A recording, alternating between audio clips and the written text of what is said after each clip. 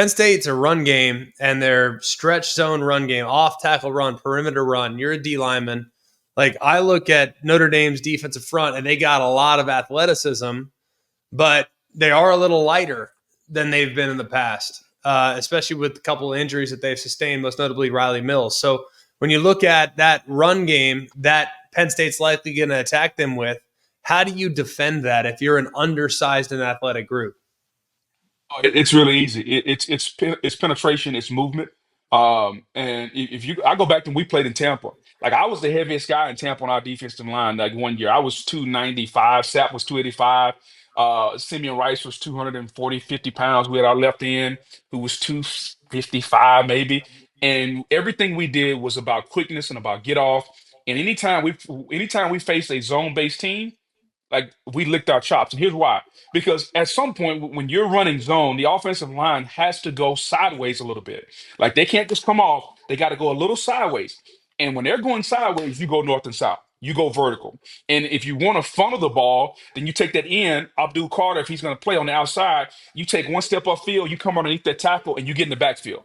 Penetration kills all zone plays. Okay. Now, you don't want to do it on third and long because you want those guys rushing the passer. But if I'm Notre Dame and I'm Marcus Freeman, it's going to be about movement.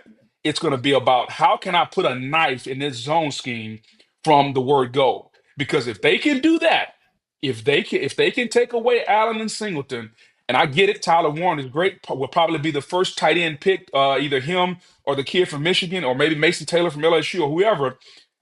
But I still would favor. I would favor Notre Dame. If you told me that Penn State doesn't have a back or doesn't have a running game that goes over 100 yards, I'm putting a ton of money on Notre Dame because that means Drew Aller and Tyler Warren are going to have a historic day like they had against USC, and I just don't know if they can have that type of day against this defense. What about this Penn State offensive line? It does feel like sometimes they struggle against a really disruptive pass rushing group. Feels like Aller, even against Boise, I mean, he got hit a lot. They got hit. Yeah. They got overloaded. The movement hurt them. Extra guys hurt them. How do you get that sorted out against a Notre Dame group that's probably going to sit there and say, all right, we'll play man across the board, like, and we're going to bring guys at you, and you're going to have to get the ball out and beat us in man to man. Like, good luck. So how do you anticipate that kind of shaking itself out? Well, to me, that's why the run game is going to be so important because when you have an offensive line that doesn't want to go big on big, meaning one on one blocking, then play action is their friend because now you got to sell the run, make those D linemen play run. Oh, now it's passed and I can rush the passer. And so if they can run the football and play action pass, to me, that's what helped this offensive line out. That's why if the game is played, if this game is played in third and eight, or excuse me, second and 8+, third and 6, third and 7+, big advantage to Notre Dame because of their athleticism, because of their quickness, because of their ability on the outside. Even without Benjamin Morrison, they can still lock you up and play man-to-man coverage. I think they're gonna take the challenge of saying, okay, Warren, I get it. You're big. You're 6'5", Gronk-like, whatever. We're gonna keep a safety over the top of you. I'm not gonna let you beat me.